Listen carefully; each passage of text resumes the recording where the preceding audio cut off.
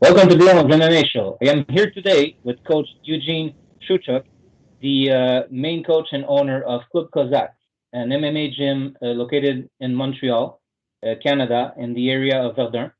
And also, for full disclosure, that's where I train in the MMA and combat sambo. Hello, Coach. Hey, how you doing? Very good. Thank you. And you? I'm fine. Well, for nowadays, trying to stay in there and keep sane. Yes, the whole COVID-19, which is, of course, hitting hard a lot of martial arts gyms right now. Yeah, because we're the first ones to close and probably be the last ones to open up. So it's not very fun. Yeah.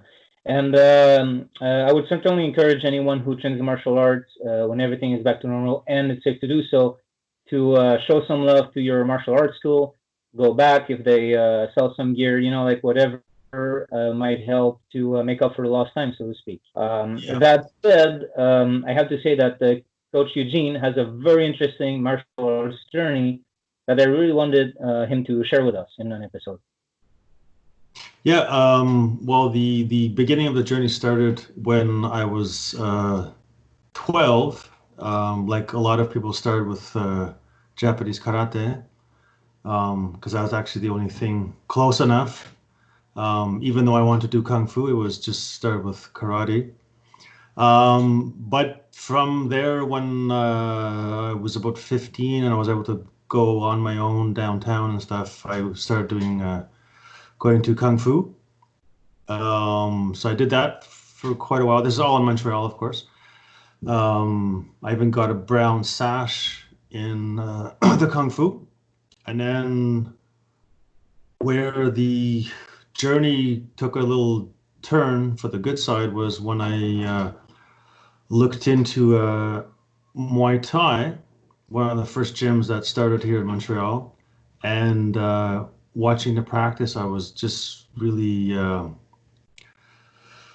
flabbergasted and going, "Wow, this is the real stuff." So I started training in it and saw that it's not much technique, but good technique. And I was still at that time doing kung fu. Um, and I mentioned to some of my friends in the kung fu that yeah, I was doing Muay Thai. It's really cool, guys. It's different. We're actually hitting each other, um, doing contact, and then what would happen is after the kung fu classes, a couple of the guys would stay after class and we would spar. We would start sparring just a bit because we did some sparring at the kung fu. It was at least did some kind of contact, nothing much, um, but the instructor saw that I was not hitting much, not too hard, but I was hitting more than usual. And then he went over and just said, "Okay, guys, that's enough. Like, pack your bags and time to go home." So, and that's where I literally packed my bags and I left the that kung fu school. And I said, this ain't for me. Mhm. So I continued on doing the Muay Thai. And another big eye opener was that the um, I checked into wrestling, freestyle wrestling in Greco-Roman at Claude Robert, and that was another big eye opener for me. I think maybe a bit more than a Muay Thai because just seeing the way these guys train, they had some top guys there, and I was like, man, these guys would just destroy anyone on the street, even though they didn't strike or any submissions. Just the way they just ram jammed into everyone, I was like, man, this is something great, So that Mm. was when I was at university. I was training wrestling there for a couple of years. So yeah, it was a big eye opener, that one there. So when I was at school, of course I was doing East Asian studies at McGill. So wanted to kind of really see what I was studying. So I traveled during the summertime sometimes Mhm. during the school years to China, Taiwan, and also at that time I did one summer training at in Bangkok at the Muay Thai school gym, and I was introduced there by my trainers here in Montreal. So this was pre-internet and where people would just log in and sign up for a weekend or a week training in Thailand. Yeah. This was all um, by by connections, and I was actually the first foreigner to be in that gym, and that was pretty a nice experience because half the gym was really welcoming me, and the other half just wanted my head on a stick. So it was a pretty intense training. So, but I really learned a lot. Like really saw um, that just like a business. The Muay Thai over there, it's not really this, you know, people think it's just like, you know, everyone's meditating and floating and Yeah. this. It's just like I said, I said I compared it to like the boxing in North America. It's just um, it's a way for guys to get out. I mean, get out of the system. It's like a job for some people. It's not like I love martial arts. It's hey, I'm pretty good at it. I can make money, and you know, because you know, people say, oh yeah, they got kids training Muay Thai. It's so cool. I go, it's like child labor. You know, it's Yeah. getting the kids out there. It's not like this really deep down tradition. We start the kids early. It's like I need some money for the play, so my son's going to be a Muay Thai fighter when he's 10 years old. I don't think it's cool. I really don't like seeing kids beating the crap out of each other at that age. You know, it's pretty. It's not interesting for me. I don't. They should be playing in the park. You know, not kicking I, each other in the heads. I certainly share the sentiment. You know, and I also understand it's a different context, it's a different life and world, but Yeah. you know, if you ask me personally, I share that sentiment. Yes. Yeah, it's people think it's like, oh, it's in the tradition. It's because it's a third world, you know. That's Yeah. the thing. So that was the experience. That was at well, I was at university for that. Then finishing university, I basically just packed my bags and I just took off to Asia. Not, yeah, martial art was part of it too, but it was basically just to go live and see what really studied, you know.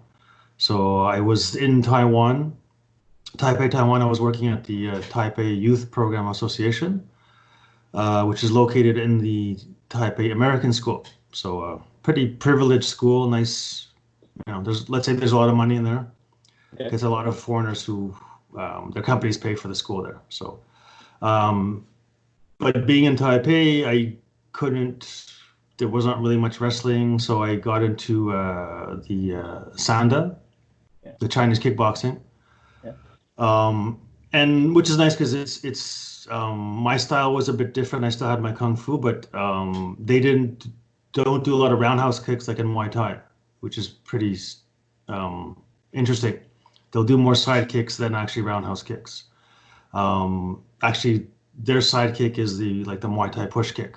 So they'll do roundhouse, but not that much. You know, it's a different style. Plus, you have the throwing involved, which is you don't have that in Muay Thai. I mean, you have sweeps in Muay Thai, but you don't actually have throws. They're Hmm. not permitted.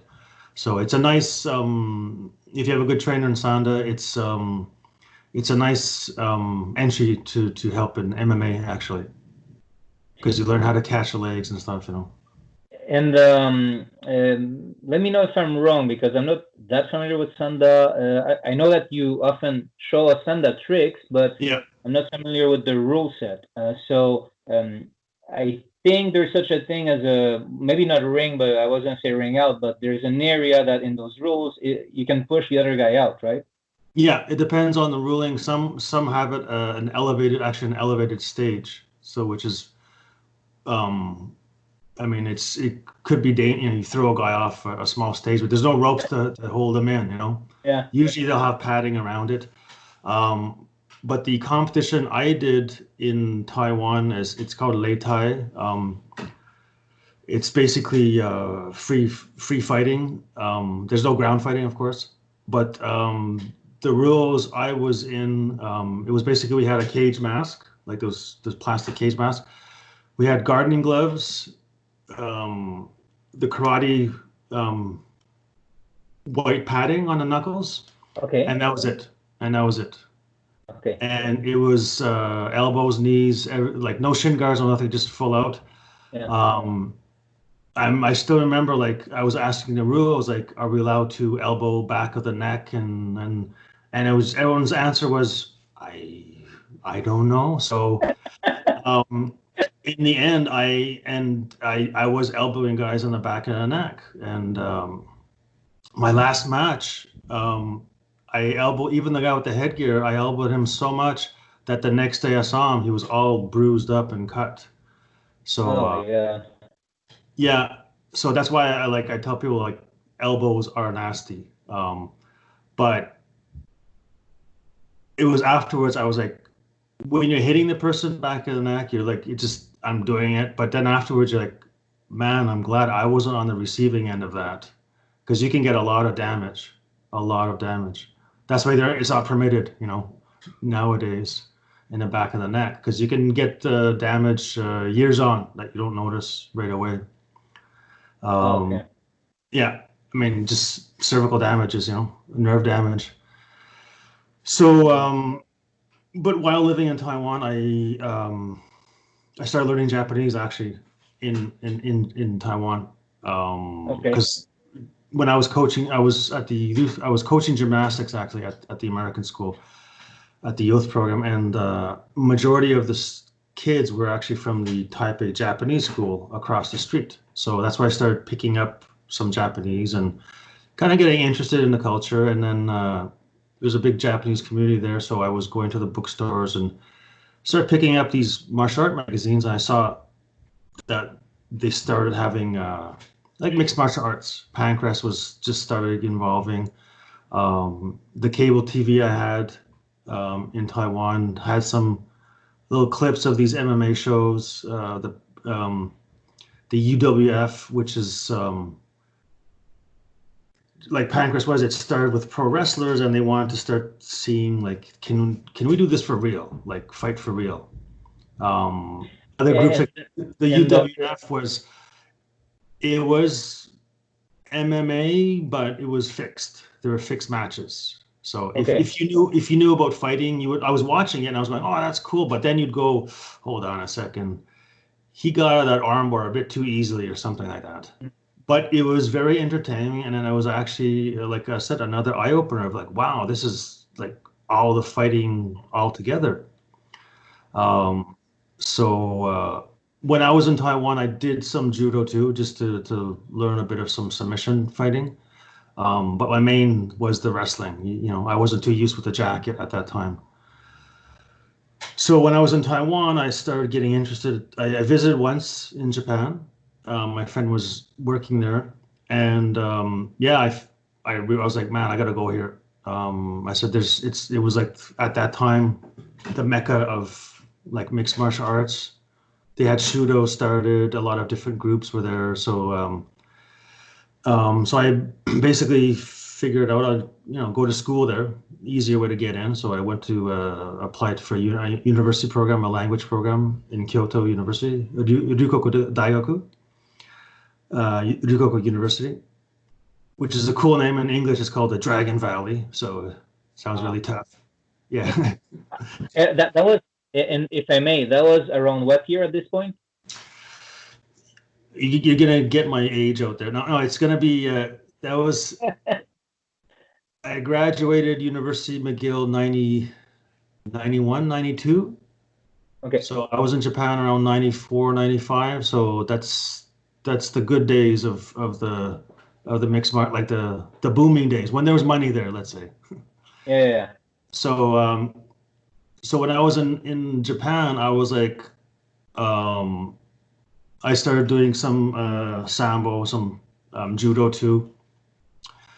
And then, but I was like, oh, what's this Pancrase? I have to find a Pancrase dojo somewhere. So I was asking people, is there a Pancrase dojo, Pancrase dojo? And then when I was there, there was only one dojo, which is in Yokohama, where all the guys trained. It was like a exclusive club thing. It was really based like the sumo style dojos, where you train and live in the dojo.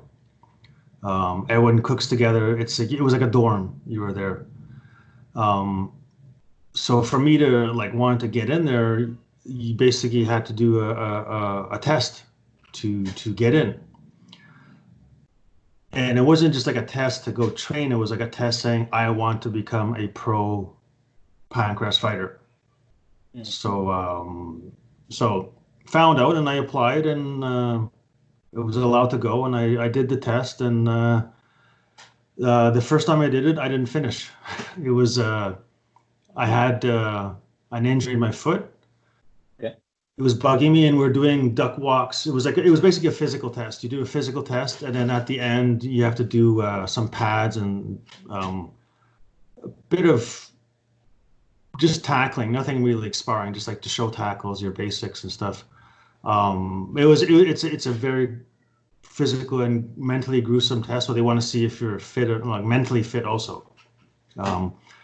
So I still remember I was doing that duck walk up a hill there, and then my foot was killing me, so I just stood up for a second, and then they just yelled at me at the number, you number, what, you're out. And I was like, Yeah. what? But I took note of what the test was.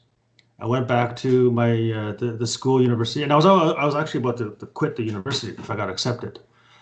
So I'd asked the trainer there, how do I pass this test? So he gave me this whole training regime to pass it. You needed strength, but it was also you needed endurance too, because they made you do like 50 jumping squats and 100 squats right after that, and it was so there's a bit of endurance involved. And then so the second time I applied again, I went and.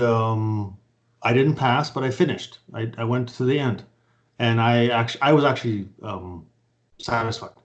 You know, I didn't pass it, but I was like, man, okay, I did this. You know, just like personal satisfaction. You know, like Yeah, of course. you don't win the marathon, but you finished it, type thing. You know, so but they saw like, okay, this guy came again. You know, he's knocking at the door again. There's something there. You know, and there was an age limit for that test.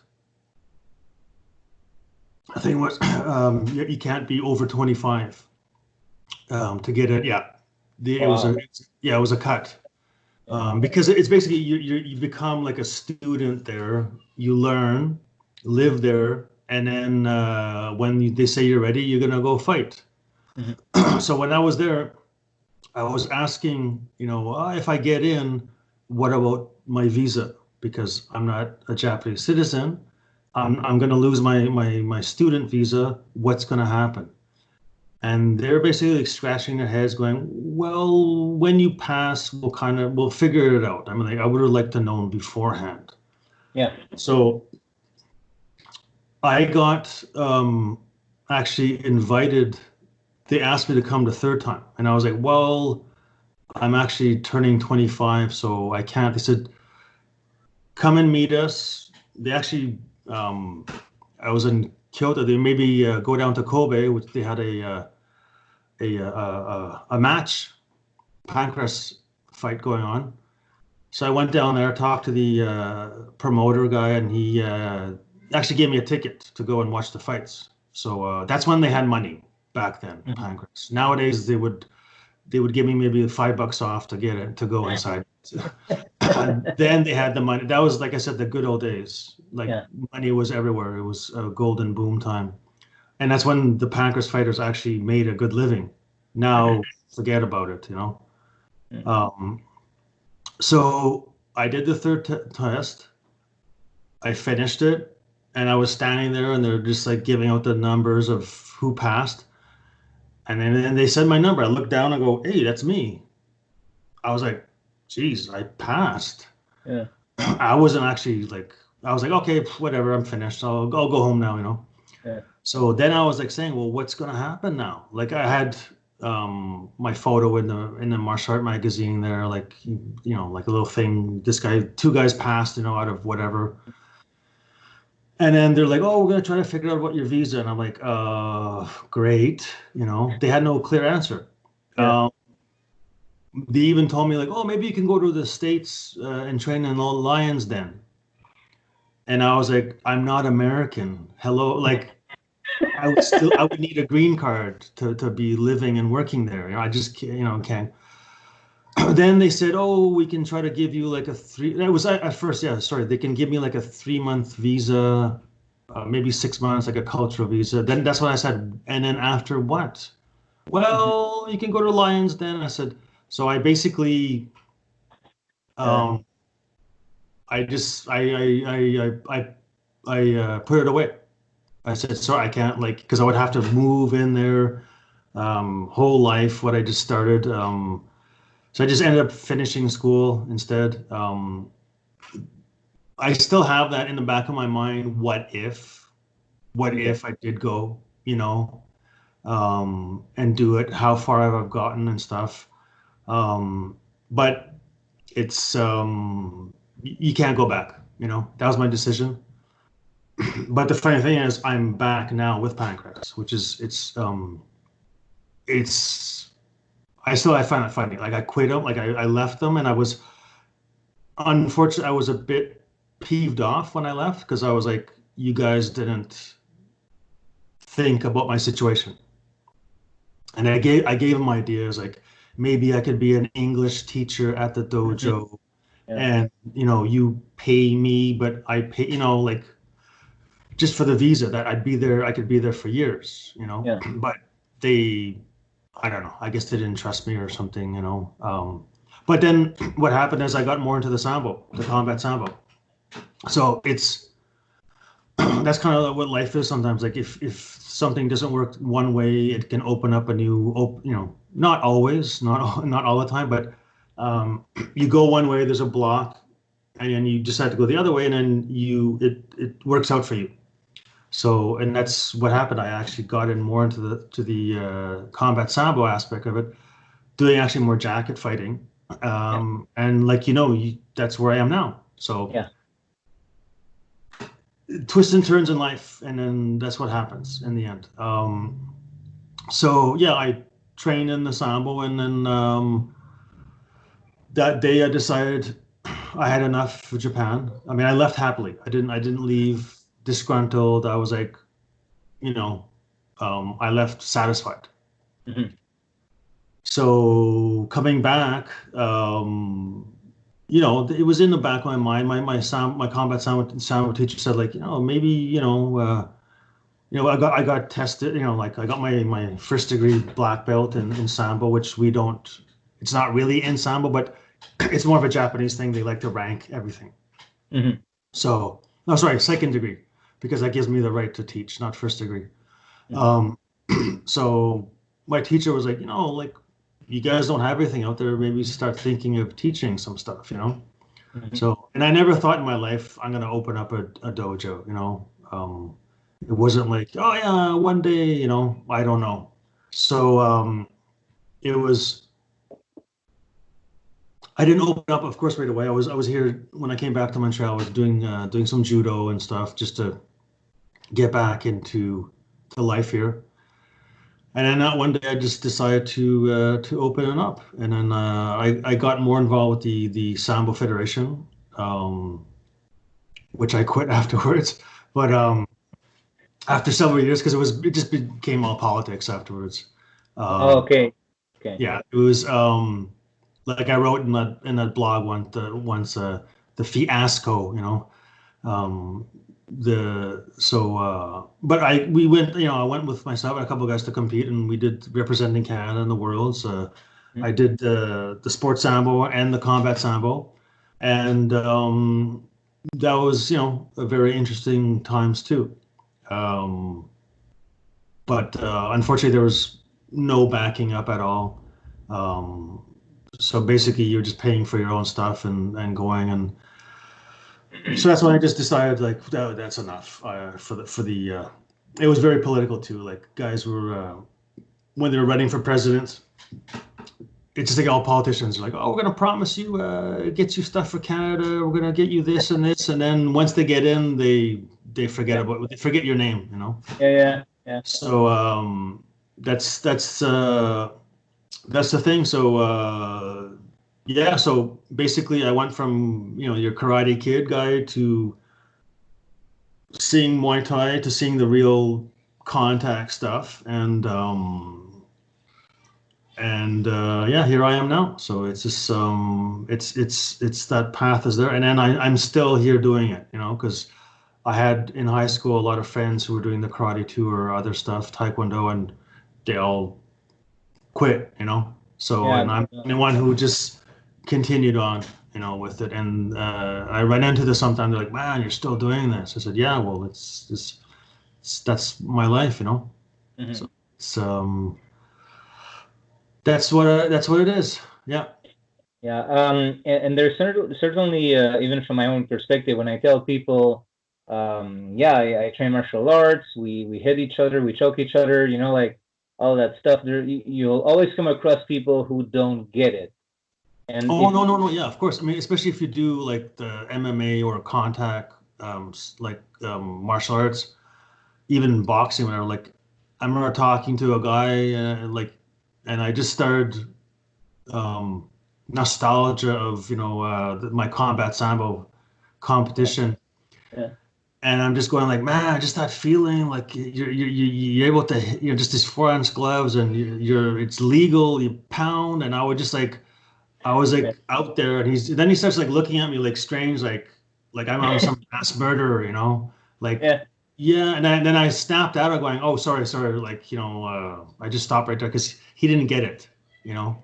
It's like I said, there's a high that you do that competition, you fight when you're fighting, and then it's but it's a strange part because being a trainer now, when I was competing, especially more like the MMA where it's a bit more extreme, I would say, or combat sambo, it's more extreme.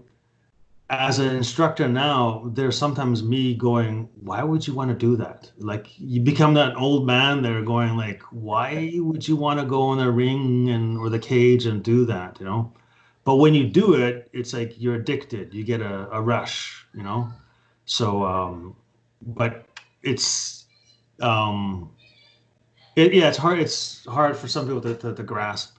Like, why would you want to do martial arts, I mean, it's to each his yeah. own. I get that. At work, I'm kind of, people know that about me because they see me sometimes browsing equipment or stuff like that, and they go like, "Oh, do you do some boxing?" And for some reason, even boxing seems more culturally accepted.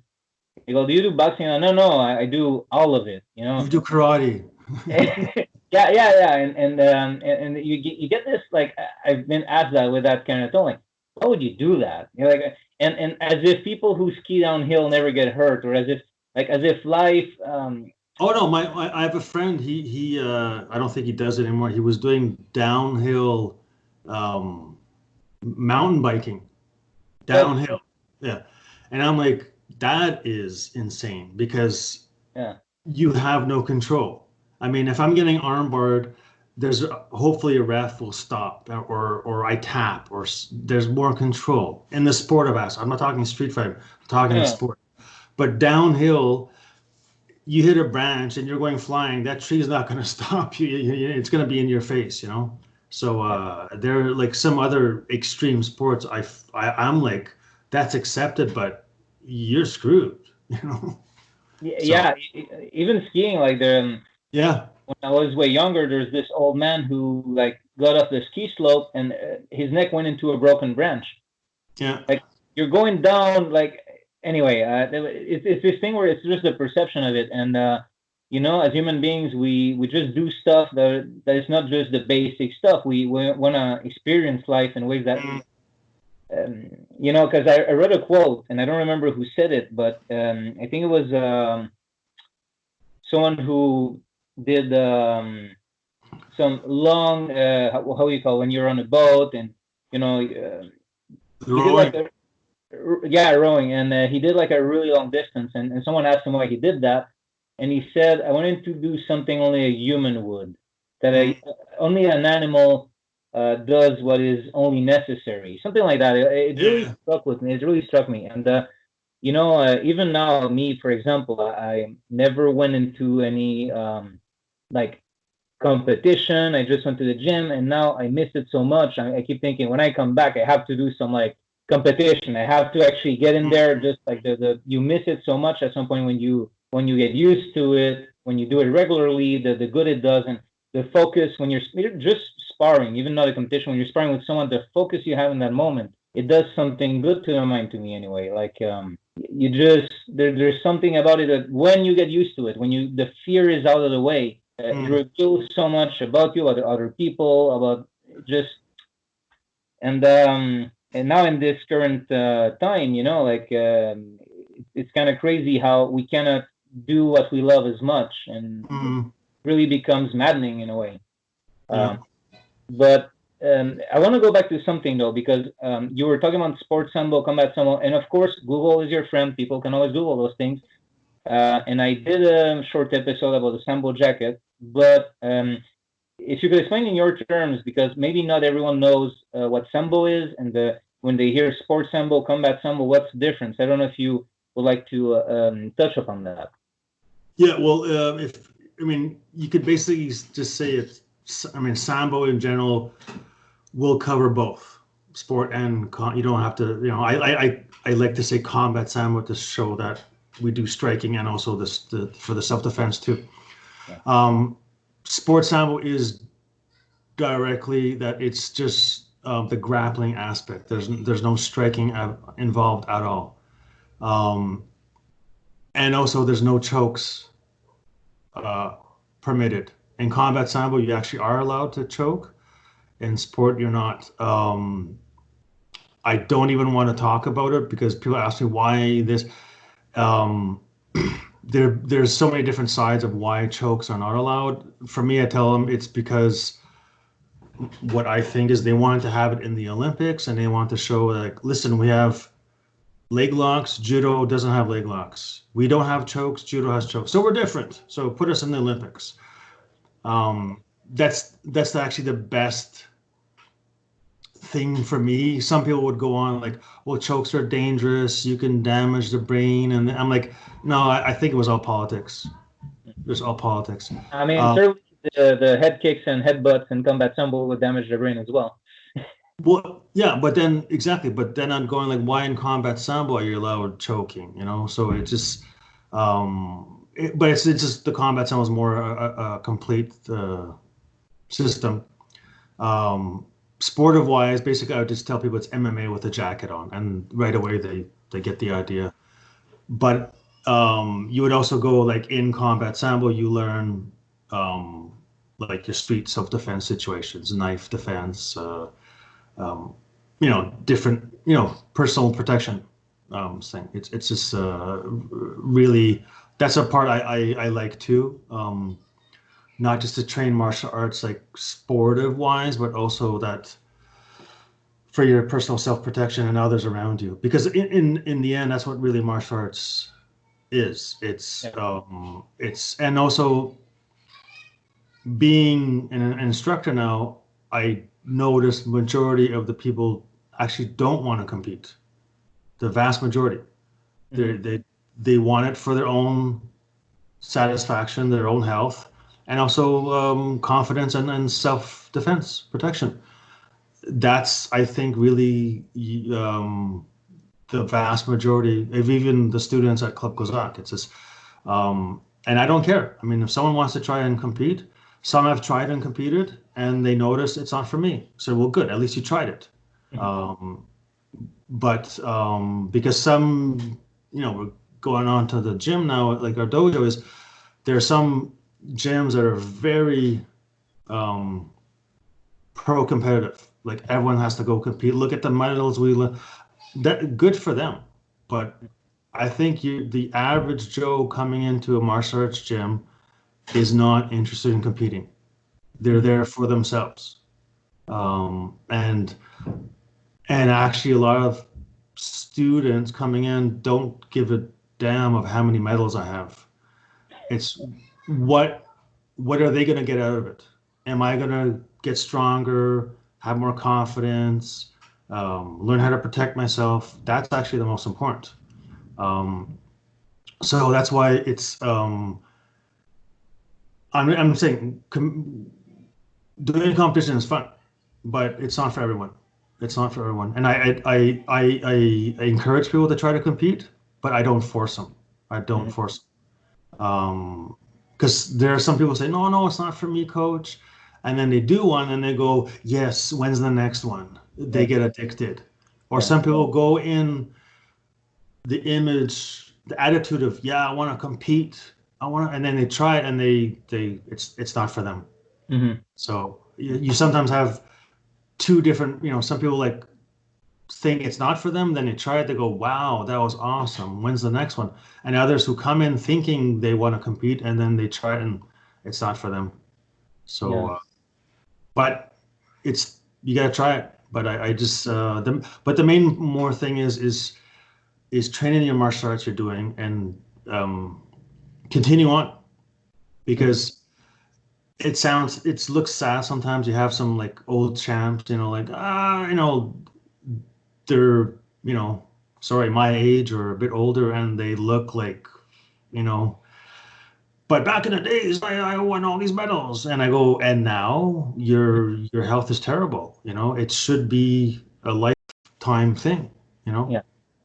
and that's what the really like. Even if we're doing combat sports, combat martial arts, it's still the martial arts thing of it should be a lifelong um, part of you.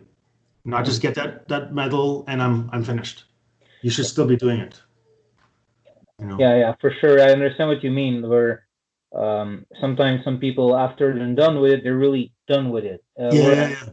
whereas, ironically, maybe someone who um, won less medals, did less, keeps up with it forever. So you mean That me? Yes. yeah, No, but yeah, no, exactly. It's because some people you don't have that pedestal to rest on. Mhm. Like I won all this, so I can just sit back and do nothing. But Yeah, um, it doesn't mean not all of them, not all like even great champs. Some are still teaching and great models. mhm. But that's the ones that should be the models. Like that. Well, I should keep on doing this all the time. I'm too old to do this. No, you're not going to be world champion, but you'll be good for yourself. It's just it's really for yourself. I mean, Mhm. martial arts. It's yes, it's to help others around you too. You're gonna get that image, and you're gonna be a lot more confident, and especially the martial arts that you do contact fighting. I mean, Yeah, contact sparring. You yeah, you understand pain. You understand how to give pain. I find actually those are the people who are actually calmer in general life. yeah. Um, and then, but you say you do MMA, or they're gonna go, oh, you must be some guy looking for trouble all the time. I've had people go and they go, you're instructor of combat sports. They say you're too calm, you're too relaxed. I said, why do I have to be running around like an idiot all the time? But Yeah. I find some of the people who don't do any contact sparring, they're actually more aggressive in general life. Thank you. I think they don't understand their place in the pecking order, and um, Well, yeah, the way I like to explain it is a German Shepherd and a Chihuahua. Okay, yeah. the German Shepherd knows that he'll do some damage, but Mhm. he's nice and calm. The Chihuahua knows it can't do anything; it's just yapping off all the time. So I like to explain it in that way there that they're lacking. Not all of them, of course. I don't want to. But in somewhere in them, they're lacking confidence, or will this actually? And that's how I was. I'll say it. That's how I was before I started Muay Thai or wrestling.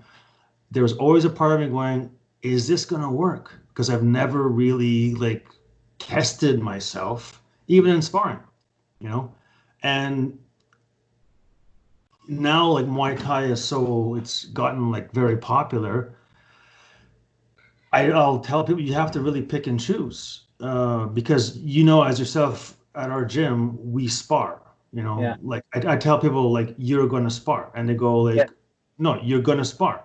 It's not a competition. You're going to spar. Yeah. And then other gyms, places, they go, oh, we do Muay Thai, and then you'll be sitting there and going, when do we spar? Oh, it's optional. You don't. when I did Muay Thai, it was known as like you're gonna get your ass kicked. It was like in the 90s when it was coming out more popular, it was like, wow, Muay Thai. Woof. Now you say Muay Thai, it sounds like you're doing fitness kickboxing, you know? Yeah, and that's certainly a thing that I want to say about Club Cossack. And if I may, the reasons why I'm so happy there are because um, at some point you have to do, and a lot of people like to say they do, but they don't necessarily like to do it. They just want to say they did it. They don't want to actually go through the motions of it. And Yeah. when I'm in Club Kozak, I will spar with people with a much longer range than me. And at first, I was walking into it. I was just walking to his punches, and I'm like, I'm still walking mostly into them, but now at least I have some notion to step to the side when I'm not too exhausted to forget that. It's just those things where you can only really. A lot of people say they do it now, but they don't really do it, and that also frustrates me to no end. Uh, because when you actually go through with it, you're going to be so much happier. And if you don't really do it and you just say you do it, but you're just doing fitness in the shape of martial arts, I don't think you have the satisfaction deep down that you have when you know, even if you had a bad night, you still did Mhm. it. When you Yeah. say you do martial arts and you see kickboxing, MMA, whatever, like you feel that you did it, and that is a big difference. And I would urge anyone who's in a gym where deep down you know you're just doing like fitness, go try. Maybe it's not for you, but go try it. Go try a gym that will really test you and see how you feel about it. And it's not that it's not going to be stressful at first, but afterwards, when you say you do it, you'll feel it differently. I think, in my opinion. Yeah. Well, it's like what I like is in the Pancras dojos, a lot of them they were calling themselves P's Lab, Pancrast's Lab, where you're making the experiment, but you have to do your lab work. You can have all the theory you want, but you Yeah. actually have to do the experiment. So it's that scientific thing is you can have all the theory you want, but if you don't actually try it out, you don't know if it's going to work. So that's why if you're at a gym that you're actually sparring, you're gonna know what's gonna work for you. Hmm. This technique is not great for me, but other ones this works for me. Rather than just guessing, like I guess this is gonna work, you know. It's like I always still get these questions sometimes. What would you do if someone threw you a punch? You know, I always ask, where am I? Who Uh, is it? You have to have your scientific your thing. Where am I? What's going on? I can't just answer I do this or that. It's not a board game. It's you know, it's trial and error, as you know yourself, you know. yeah. You'll find out that way, like by actually doing it, not just like I think if I do this, this will happen. No, you have to try it out, you know. Well, we know if it works or not. Yeah, and I want to praise Club Kozak in this too because that's something I want to mention. First of all, I want to clarify one detail.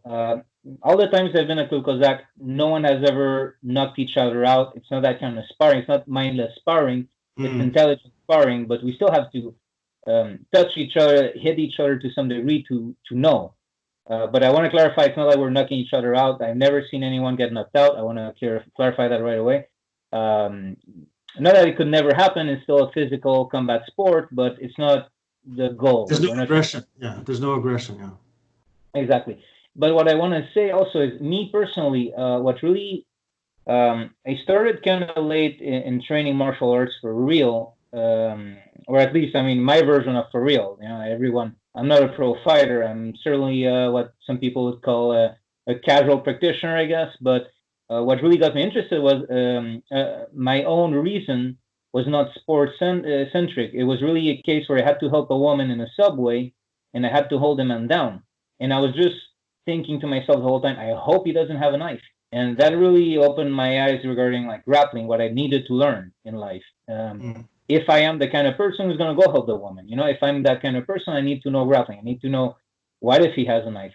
And what I really like also about your school is that your dojo is that when we practice knife defense, and it's not just like this clinical look, I'm going to do this and you're going to, no, we're really like the other guy holds the fake knife, and we're even saying messed up things at each other, And I realized even in practice, just the fact that the guy swinging a knife at me is saying, I'm not going to repeat it in the video, but you get told messed up things and you realize how much it plays with your mind, even in practice.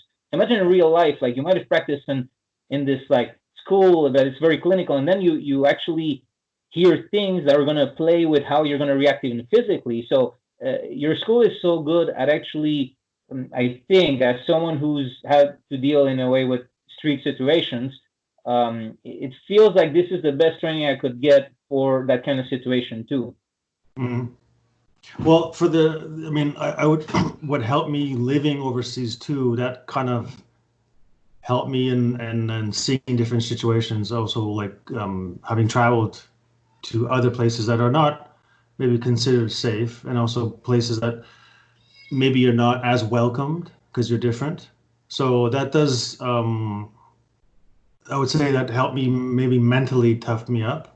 So, and then, but be confident, like having confidence in oneself, which is a big thing, not being overconfident, and then looking for trouble, and but not being like shot, like hiding away, like being in, I can take care of myself, and Mm-hmm. then I can do this. Mm-hmm. And even it could go into your schoolwork, your daily life, where I can do this. It's we have, like, now we're living in some troubled times right now. I can get through this. It toughens you up. So the mental toughness is not bravado, not being in people's faces, Mm-hmm. but for yourself. And also having that, other people will feel it too.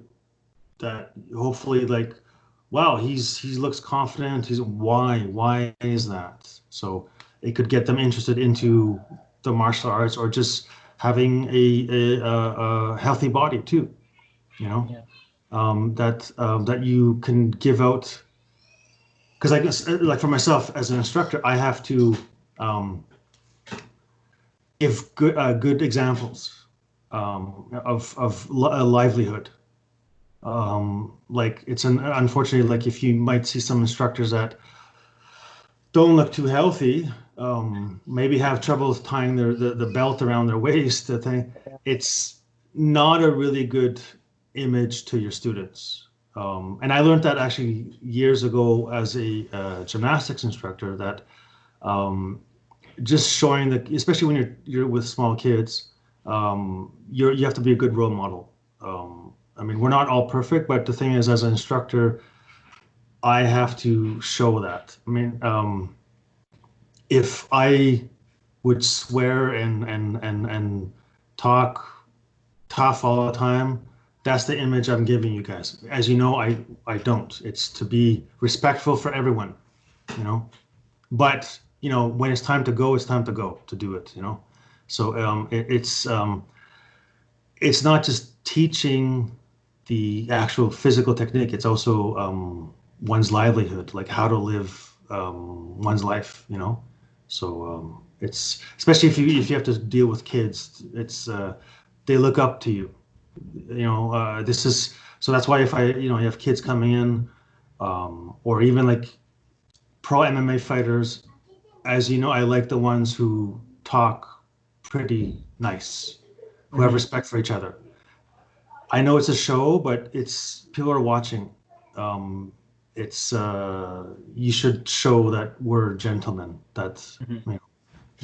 and plus you're gonna get more respect, Yeah. even for people who don't like MMA. Just to go, oh, those guys are cool. Those guys are cool. Yeah. Certainly, certainly, and I think there's something to be said about the people who do that sort of thing, but show goodness or good people. There's a difference, and I'll always respect a lot more.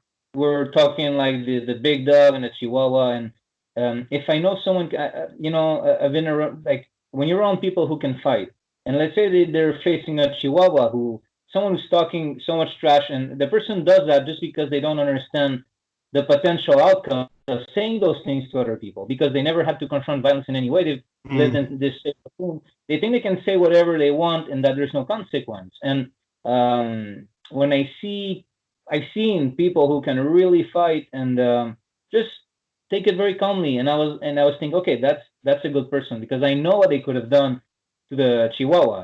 I know, but that guy who was talking didn't understand the context of life in which he was at that moment. He didn't Mm-hmm. understand. So there's also something to be said for showing restraint, showing kindness, not talking like when you interact with people. It's important because you understand violence. It's important to also respect what it means and Mm-hmm. never talk to people like, oh, I could crush you, so why would I show restraint, or why would I Yeah, like yeah. yeah, it's and certainly when we train, like you always ask us to not swear, and I've never been around anyone at your gym. Like it's a sparring gym, but I've never been around anyone who wasn't pleasant, never. And Mm-hmm. I think the influence of the coach always has a strong role to play there too. I certainly think that these things you tell me, the fact that you're in shape, like whenever I see someone go, oh, only the technique is important. I don't need to be in shape. Like, yeah, well, yeah, you do. Oh, So just for general life, just to have a healthy lifestyle. You can't. It's not just that one touch that'll help. It's just you know average life. And to be functional.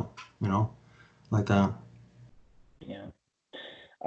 Well, this has been a great talk. Really enjoyed it, and you would really have a long martial arts journey that's really interesting. That said, can you tell us where we could find you online?